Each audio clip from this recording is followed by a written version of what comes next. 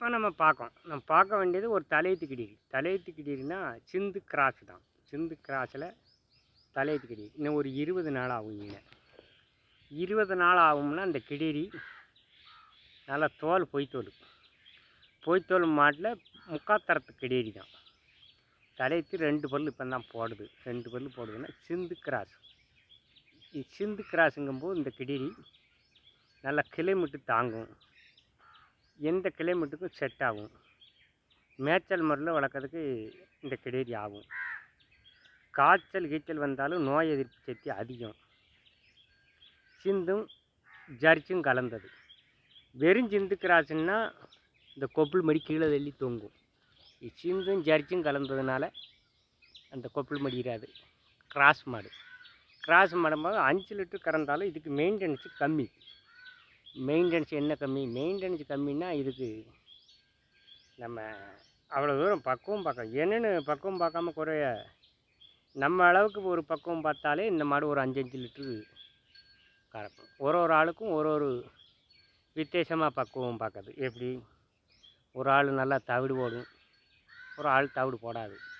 குறைய தவிடு போடும். ஒரு மூடையை தூக்கி ஒரு மாதத்துக்கு போடும், ஒரு மூடையை தூக்கி 10 நாளில் போடுற ஆள் இருக்குது. அந்த மெயின்டெனன்ஸு நம்ம எப்படி பார்க்கோம் அப்படிங்கிறத பொறுத்து தான் அந்த மாட்டில் பால் கூடுதலாகவோ குறைவாகவோ கறக்கும். நம்ம எவ்வளோக்கு எவ்வளவு அதுக்கு தீனியை நம்ம கூடுதலாக கொடுக்கமோ அவ்வளோக்கு அவ்வளோ அந்த மாட்டில் நமக்கு பிணிப்பிட்டு இருக்கும். பிணிப்பிட்டு எப்படி இருக்கும்னா அந்த மாடு மெட்டு விடாது.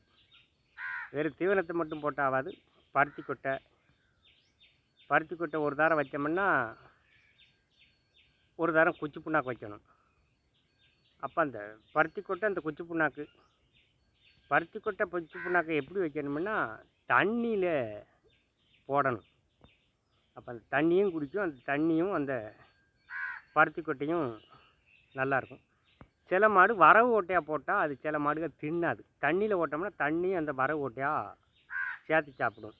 வரவு கொட்டை வைக்கிறதுல அவ்வளோ ஒரு பிணிப்பிட்டு தண்ணியில் இப்படியே ஒரு மாடு சென மாடு இப்படி பை வைக்கலைன்னா நம்ம என்ன செய்யணும்னா